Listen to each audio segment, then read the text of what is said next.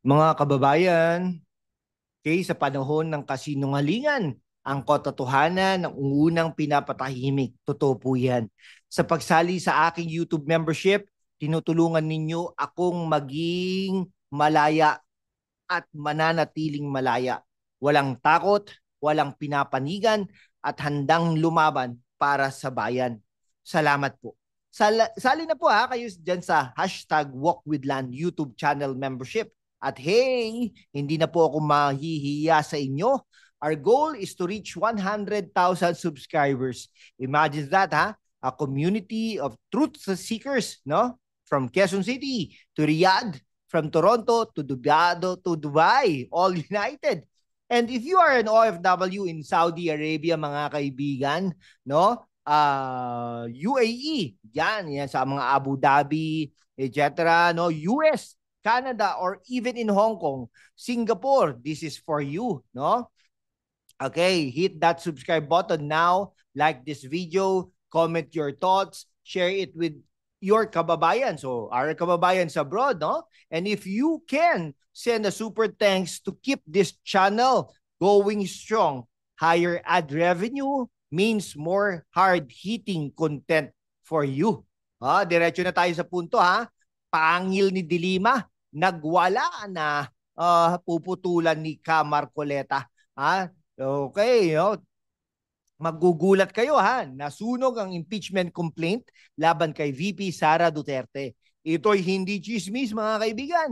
It's based on facts from the Supreme Court ruling last week, where they declared the House-initiated impeachment unconstitutional, void ab initio, at violative of due process. Si Senador Rodante Marcoleta, mga kaibigan, bilang chair ng Senate Blue Ribbon Committee, nag-motion to archive it. Actually, ano po yan no? Ang motion niya originally ay to dismiss it. No? Kaya lang na modify ito to archive it, no? Calling it hilaw, raw, immature, not ready for prime time. No? At si Congressman, no? Congresswoman Leila de Lima, no, ng ML, no? Kala ko nga laro po 'yan, hindi pala. Okay, mamamayang liberal, no? She's responding with fire, saying hindi hilaw, ituloy ang laban for truth and accountability. But let's dissect this intellectually with a dash of wit, because in Philippine politics, it's like a telenovela full of twist, betrayal, and questionable heroes. Yan. Ay, kaya mga kababayan natin sa Los Angeles o Jeddah, no? Ay, shout out pala sa ating Gilas Pilipinas sa Jeddah. Naglalaro po sila at mamayang hating gabi ay maglalaro sila against the host team, Saudi Arabia, no? So if you're watching this during your break, stay tuned. We will break it down like a policy puzzle with konting satire para naman manatili kayo dito sa ating channel hanggang dulo. No? Yan, maraming salamat po. Let's start with the players. Yan, no? Players pa si Leila de Lima. Ito po, siya po ay dating senador, Justice Secretary, ngayon ay Mobile Legend, ay mamayang liberal party list representative.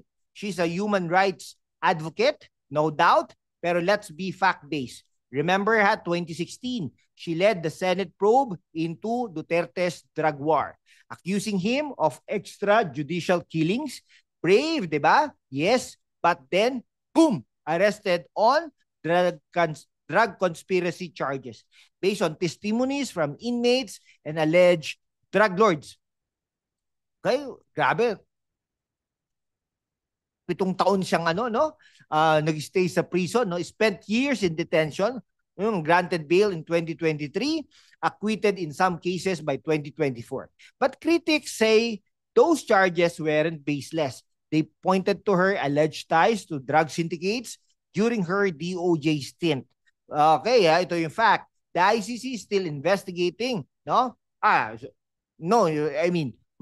Nag-appeal, no? Nag-appeal po yung prosecutors, kaya lang malakas po talaga sa DOJ, kaya hindi na po natuloy ang appeal. Withdraw na po yata yun, no? Imagine, no, Dilima as a phoenix rising from ashes, pero the ashes are from her own bonfire of controversies. She's like the auntie who calls out everyone's mess but forgets her own laundry pile. No? Speaking of laundry, magpapalaundry po tayo ngayong araw. Witty, di ba? But seriously, for our youth viewers in Cebu City or Sydney, this teaches us politics isn't black and white. Dilima pushes for accountability now on Sarah's impeachment, but where was that energy when her own cases were hilaw? Okay, she's right to fight for due process, but her history makes her vulnerable to attacks, like Marcoleta's tirades calling her out for believing chismis on the impeachment status. Picture this, 2017, Dilima in custody. Headlines screaming, Dilima linked to drugs. Fast forward to 2025, she's in Congress filing motions to push Sarah's impeachment, no? Anong irony nito? No, parang napaka-ironic, di ba? It's delicious. For OFWs in Qatar or Kuwait, this is like your remittance story. Hard work abroad, but politics back home burns it all. Okay?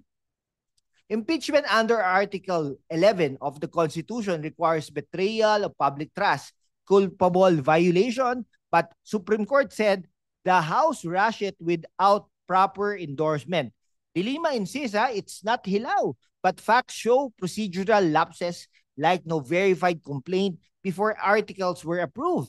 Bakit ba nagwala ang pangil ni Dilima? Baka gutom sa katotohanan. Pero si Marcoleta ay may gunting snip, snip, snip, goodbye, rock case, no? Mga kababayan sa New York or Vancouver, if this made you chuckle or laugh or smile, comment down below. Dilima or Marcoleta, who is right? And don't forget to like and share. Targeting 100,000 subscribers, mga kaibigan. Kaya let's go na po. Okay, Ito si ating hero, galing po nito. Si from Rodante Marcoleta, senador, no? From Sagip Party List, representative to senator-elect in 2025 midterms, Now full senator. He's the guy who led the ABS-CBN franchise denial in 2020. Controversial, yes, but fact-based on tax issues and ownership violations. Critics call it media suppression, but supporters says it upheld the law. Now, as Blue Ribbon Chair, he's investigating government irregularities, and on Sarah's impeachment, he's the voice of reason. In his August 6 privilege speech, Marcoleta cited Supreme Court as the last arbiter declaring the complaint void. No, he blasted the House for violations, earning praise from representatives like Joel Chua.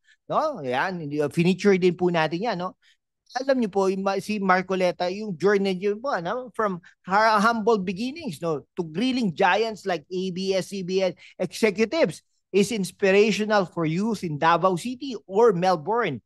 He's like the strict lolo who says, hilaw pa yan, anak, cook it properly. While Dilima's fangs rage, no? Marcoleta calmly cuts with legal precision. Okay. Impeachment process, Section 3, Article 11. Complaint must be verified, endorsed by 1/3 of House, no? Okay, sabi ng Supreme Court, talagang nag-rule sila na House skip steps, making it unconstitutional, no? So Marcoleta's motion to archive, smart, no? Prevents Senate from wasting time on a dead case. For OFWs in Japan or Italy, this matter, This matters. Your taxes fund these proceedings. Don't let hilaw politics burn them, no? So may nagsasabi, paano po kung ang decision ng Supreme Court ay i-reverse at something like po na nahilot, no? I mean, na bumaliktad, no? Okay, so naka-archive lang po, nandun lang po 'yun. So may motion pa rin to retrieve, no? Pag ganyan po sigurado rin niya, majority po yan. Then, sana wag magbago ang desisyon ng Supreme Court, no? Magugulat kayo, no? Nasunog ang complaint, parang adobo na nasobrahan sa toyo, no? Marcoleta, you're the chef here. Mga kababayan sa Abu Dhabi o London, if you're nodding, hit subscribe and send super thanks. Support independent voices like me. Okay? Like mine, no? Like us. Okay. Sara Duterte's impeachment filed December 2024 on grounds like misuse of confidential funds, 125 million allegedly unaccounted, betrayal of trust, House-approved articles, but SC struck it down July 2025 for procedural flaws. Okay, no, push forward for accountability, no, alleged Sara's OVP funds went to ghost projects linking to drug war echoes. Okay, so grabe ha. COA flag irregularities in 2023, 2024 audits. Okay, now, hilaw, sabi ni Marcoleta. As he said, no due process, no proper verification, no? De Lima has a point on transparency. Public deserves answers on funds. But Marcoleta's correct din naman. Can't impeach on flawed grounds, no? It sets dangerous precedent. Biruin mo, konting impeach, konting ganyan, tatakutin, di ba? Di ba? Tinatakot ngayon ang mga justices ng Supreme Court, ng House of Representatives. It's like a boxing match. De Lima throws wild punches. Okay? Marcoleta ducks and counters with rules, no? Who wins? The Constitution. Okay, compared to US impeachments, Trump's were procedural too, but followed rules. Here, House rush amid 2025 midterm chaos, intellectual insights, no? This exposed, no, Philippine politics factionalism, Marcos versus Duterte clans. Youth in Manila or Honolulu, no? Vote wisely in 2028. Nasunog ang case, mga kaibigan, parang lechon na overcook. De Lima nagwala, but Marcoleta says, chill, it's archived, no? Yan. Comment your take. Share your thoughts. Share to your groups in Calgary or Doha. Let's boost engagement, mga kaibigan. Her pangil, no? Raging. Remember her 2016 self-fears against Duterte? But now critics says he's selective justice, no? Acquitted in 2024, but other groups are still continuing to probe, no? Maybe, pero na na po yun na hindi na tinuloy yung pag-appeal, no? Kasi acquitted no? Pero she's like a comeback kid, no? But the ball keeps bouncing back, no? Alam nyo, may no? Yung mga estudyante ko sabi ba naman, June. Anyway, his CHR budget cut motion in 2017 criticized, but he argued CHR was invalidly created. Constitutional debate, no? Article 16, Section 5, CHR by law, no? But Marcoleta pushed for efficiency. In 2020, ABS-CBN hearings, he grilled on citizenship rules, RA 7966. For OFWs in France or New Zealand, this protects media integrity also. Impeachment global parallel sa mga kaibigan, no? Yan. Brazil's Dilma Rousseff ousted on fiscal peddling. Here, Sara funds similar, no? De Lima's push valid if funds misuse, but Marcoleta's archive prevents chaos pre-2028 elections. Magugulat kayo, mga kaibigan. De Lima's fangs versus Marcoleta's scissors, it's a haircut from hell, no? Mga kababayan sa Seoul or Oslo, laugh with me. Like, subscribe, super thanks, targeting US, UK audiences for that ad boost. To wrap up, mga kababayan, yan, matatapos na po tayo. Sana po, nandyan pa rin po kayo. De Lima's raging, no? But Marcoleta cuts through the noise with facts. The impeachment, nasunog. Archive per SC, no? Okay, both sides have merits, but procedural trumps passion, no? In politics, truth wins when we stay informed. Okay, mga kababayan, so, hanggang ngayon, ang sasabihin ko po sa inyo, ang goal natin, 100,000 subscribers. Kaya naman po, join us.